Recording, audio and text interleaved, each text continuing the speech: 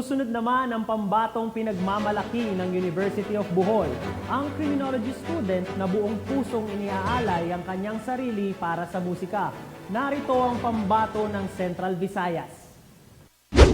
Samahan niyo kami sa pagkilala sa pambato ng Region 7 sa Online Awitan Challenge 2024. Tunghayan natin ang kanyang natatanging talento at inspirasyon sa paghahanda ng prestiyosong patimpalak na ito. Ating kilalanin ang pambato ng Region 7 Central Visayas sa Online Awitan Challenge 2024 National Edition. Siya ay si Rayan Bagkat, isang criminology intern sa University of Bohol at nagmula sa bayan ng Pilar, Bohol.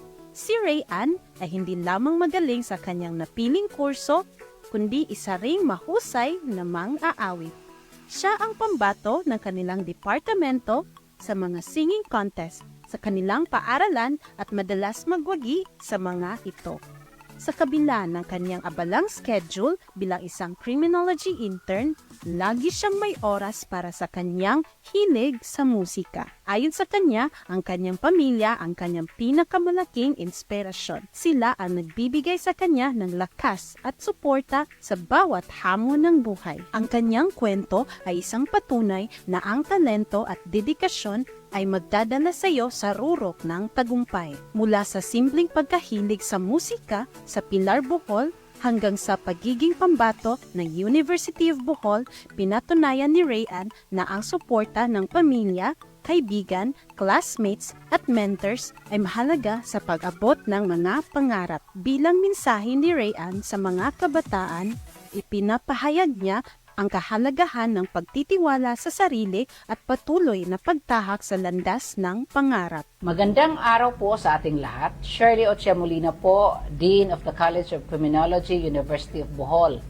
In behalf of the College of Criminology, University of Bohol, I am very much happy to inform everyone that one of our students in the college, in the person of Rayan Bagkat, ay isa po sa mga contender ng Online Awitin Challenge of the Philippine National Police. So we are very much happy to inform everyone that Rayan Bagkat is from our school and that I hope that he will be able to inspire his fellow criminology students. Hello there. My name is James Tabigue. I'm the marketing manager of University of Bohol. At the same time, I'm the OIC of the Community Extension and Services Office. I'm very happy with how the Philippine National Police created this type of proactive programs that engages the youth and the young to participate in this kind of activities which promote their creativity, their skills, and their talents. One way of making sure that they are on the right track, we make sure that the kids and the youth are guarded above this many temptations. So I'm very happy and congratulations to PNP for initiating this kind of activity. Kudos, and we hope to see some more activities for the youth and the general public for the safety in general.